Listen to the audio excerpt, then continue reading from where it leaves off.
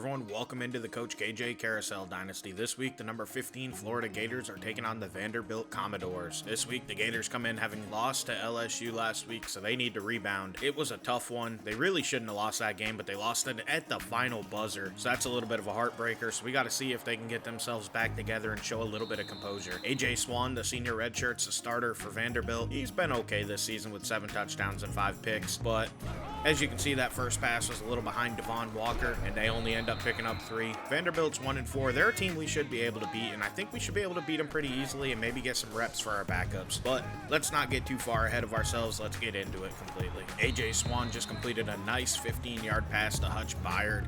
That's a good pickup. Our starting D-line remains the same this week. We're looking for J.J. White to step up, our top recruit in the nation. The linebacking core, same idea. They all are remaining starters. Shamar James is our star there. And in our secondary, Rashad Johnson and Miguel Mitchell have really impressed us in the back end. They've been really good safeties for us, in my opinion. However, this drive's not going well. Cole Spence just came down with a 20-yard reception. Vanderbilt's easily able to toss the ball all over the yard against us, and we need to find a way to improve that. So let's see if we can do it. AJ Swann checks it down underneath. That's Reggie Amicha coming down, and he lost a yard. That was a great play by Miguel Mitchell. And then the Commodores shoot themselves in the foot by getting a false start penalty. That's going to end up backing them up. So they go to Betts Polly, their running back, and he just broke a tackle and broke another one and ends up picking up 9. He got all them yards back plus. That makes this 3rd and 8 a little bit more manageable for him as Swann's going to pass it, and he has a man open. That's McGowan coming down with a 9-yard reception. Vanderbilt moves the chains once again. Game's acting a little glitchy, but Swann's going to pass, and he has a wide open Walker who's down inside of the 5-yard line, picking up 21 yards there.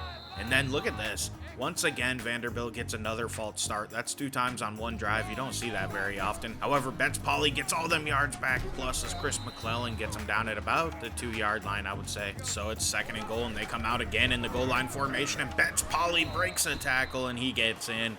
The Commodores are actually going to take the lead early on in this one. They're up 6-0 pending the extra point. That is up and good, so it's 7-0. Our starting quarterback's Jack Garola. He's been pretty good this year. He has a great completion percentage. However, he needs to work on his turnover differential. He needs to lower them interceptions. Our skill positions remain exactly the same this week. We have no injuries to our starters, and the same is true across the O-line, which is a huge benefit to the Gators. Not having the change-up line combinations really helps the team out as we go to Quantel Johnson, and he gets a carry here and only picks up 2 yards. That's not a great start. I will say we came out in these clean, all-white uniforms. I love the look, man. I wish the Gators would do this in real life. They look really nice. However, the big thing is that I noticed with this game is the lighting's a little off. This is when I did the update, so I don't love the lighting. I think it was also in the LSU game, but I really noticed it in this one with the white jerseys. The lighting's just off in this game, so I apologize for that. And look at that. There's a false start there on the Commodores. Once again, they get backed up, and they go to McGowan, who ends up losing 3. They're really putting themselves in a hole in this game, and yet somehow they still lead it. That's going to set them up with a 2nd and 18 after all that lost yardage, and they decide to just run it with Betts Polly, and that's a pretty good pickup. He ends up getting 6, but it's still 3rd and 12, and they decide to run a QB draw with AJ Swann. There was no way that was ever going to work. Dude has like 30 yards rushing on this season, but they decide to go for it on 4th down, and Betts Polly gets caught from behind.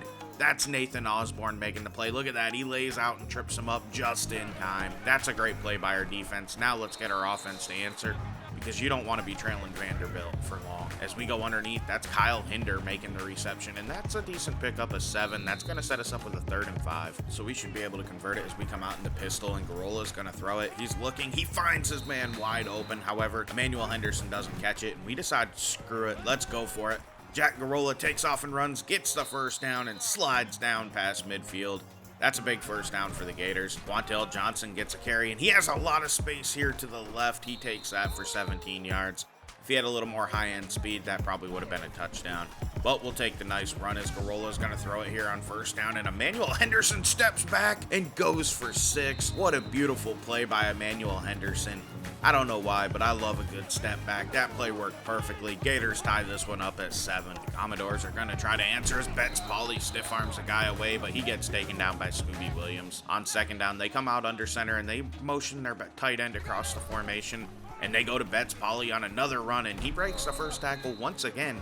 but he goes down, bringing up a 3rd and 4. And would you believe it? They have another false start. I think that's 4 or 5 already in this game. That's nuts. So that backs him up to a 3rd and 9, and Swan's got to throw. Moving around in the pocket. He's not quick enough. Down goes A.J. Swan.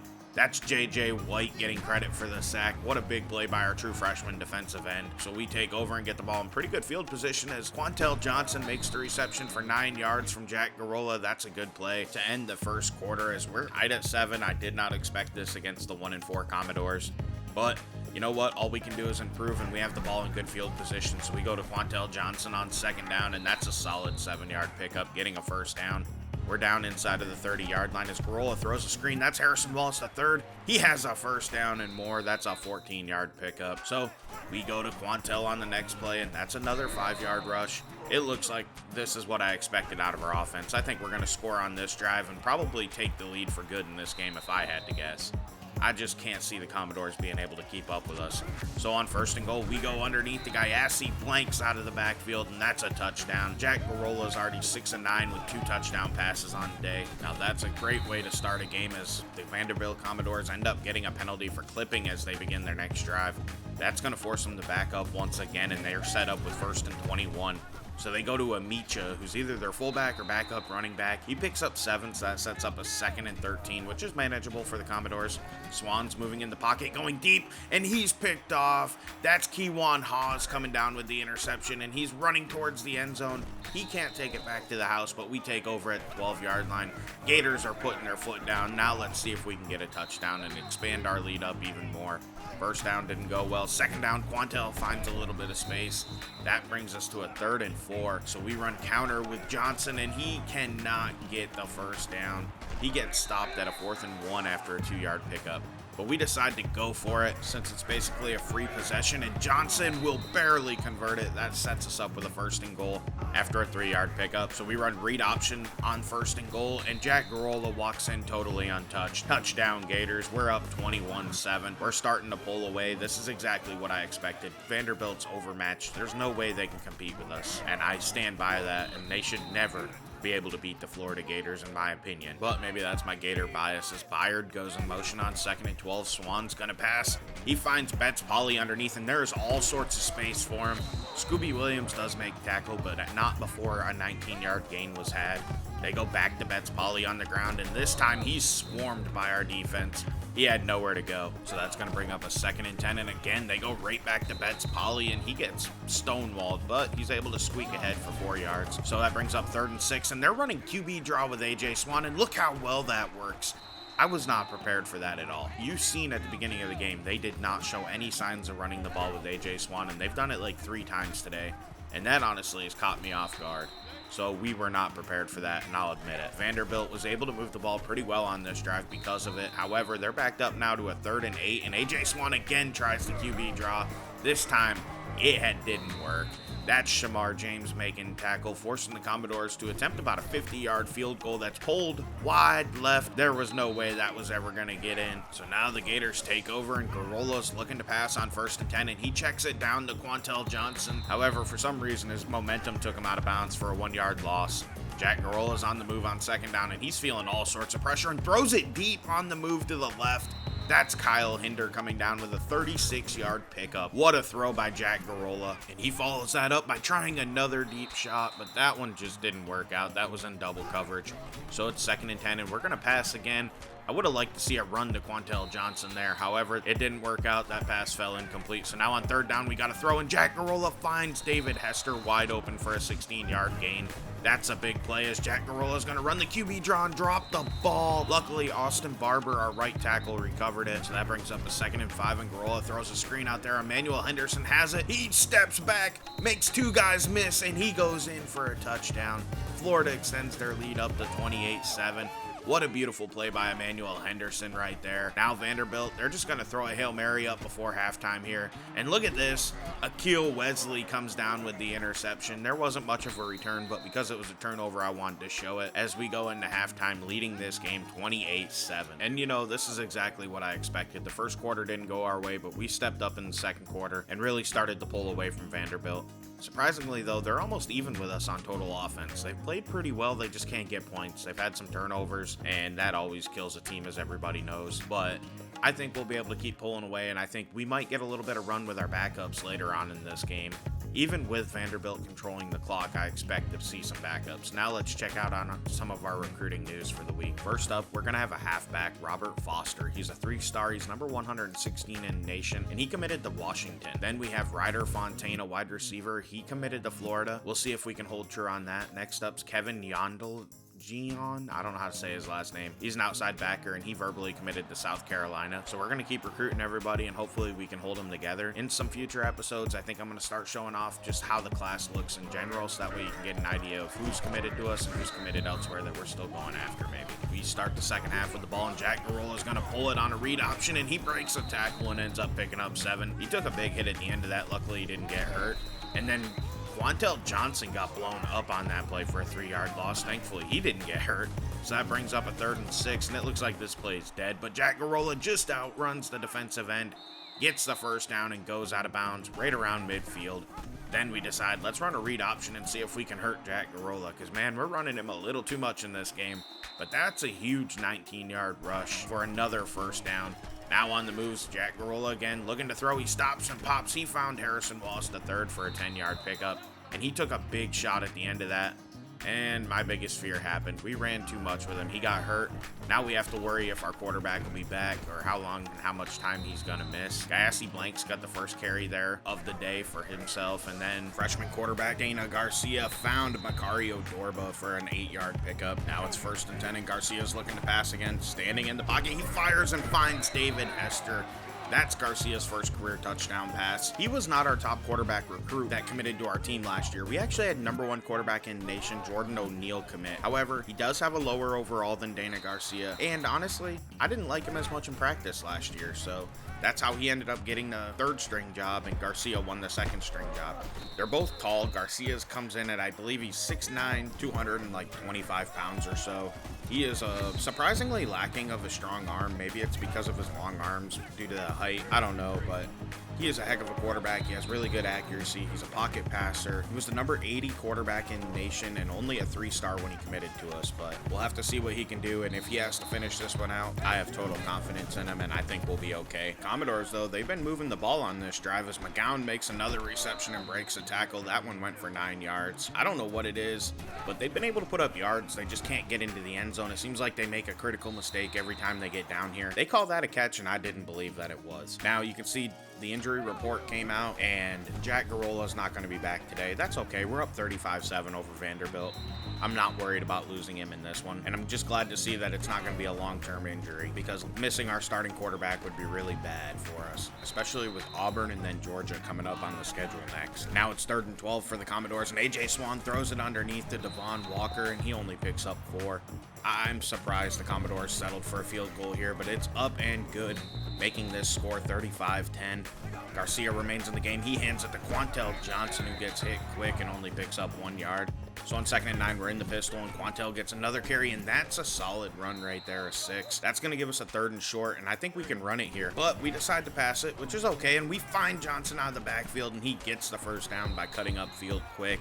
He ended up getting 10 on that one, and we come out in the pistol on 1st down and go right back to Quantel Johnson up the middle for 5 yards.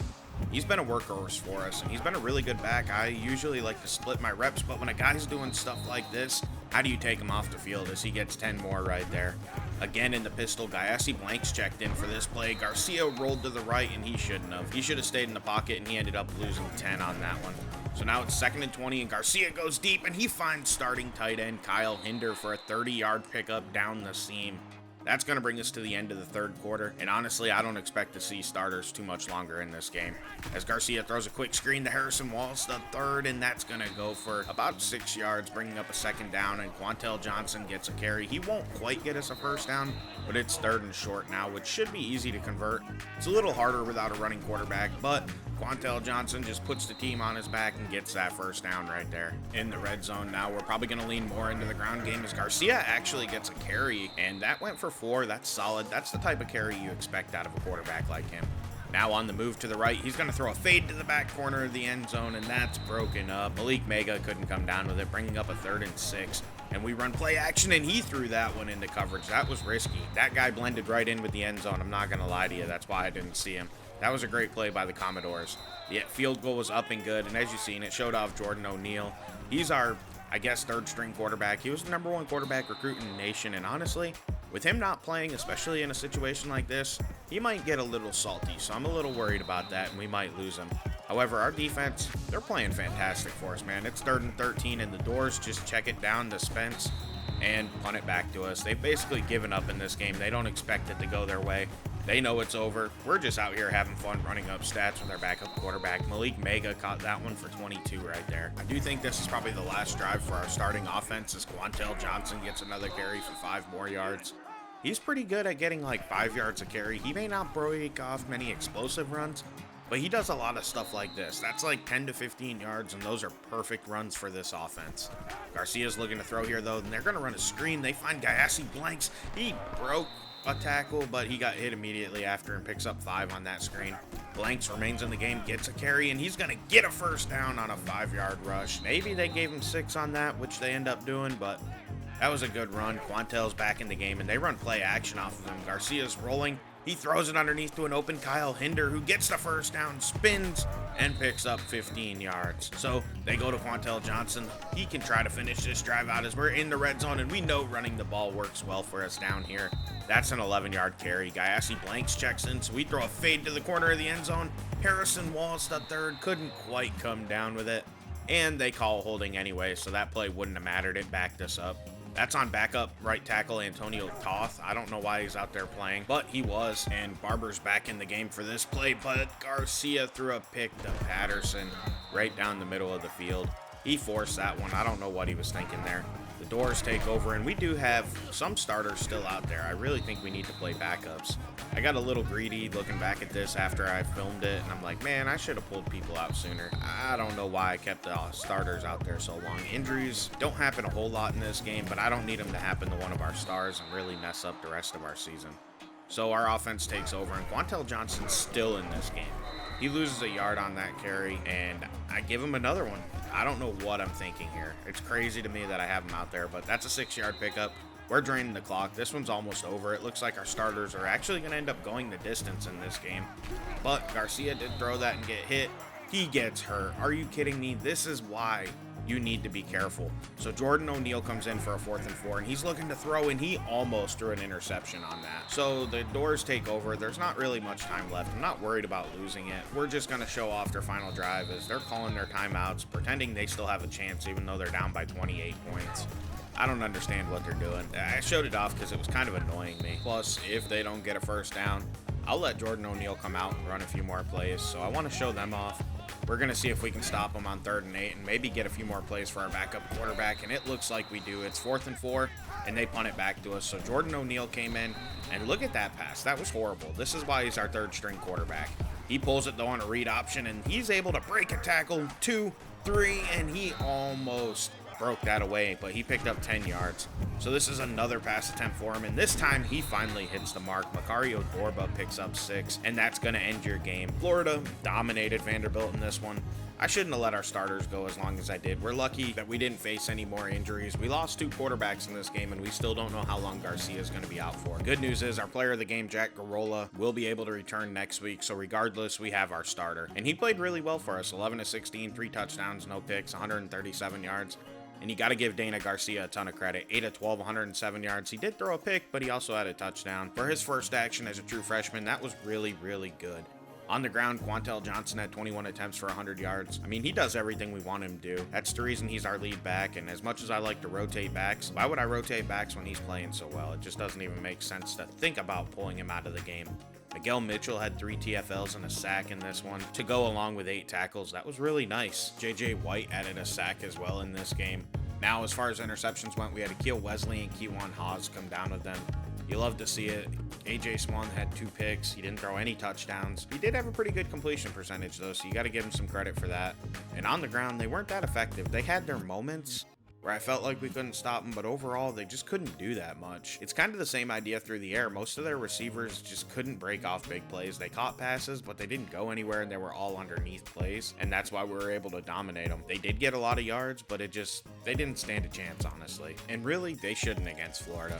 I'm a real-life Gator fan, so I know Vanderbilt for some reason always gives a struggle, but they should not hang with us. Now let's take a look at our Heisman standings. Jam Miller still leads the way, the halfback out of Alabama, followed by Auburn quarterback Robbie Ashford, Stanford running back Mitch Lieberger, Malik Brown of USC, and Devontae Coleman, the second running back out of Alabama, comes in at number 5.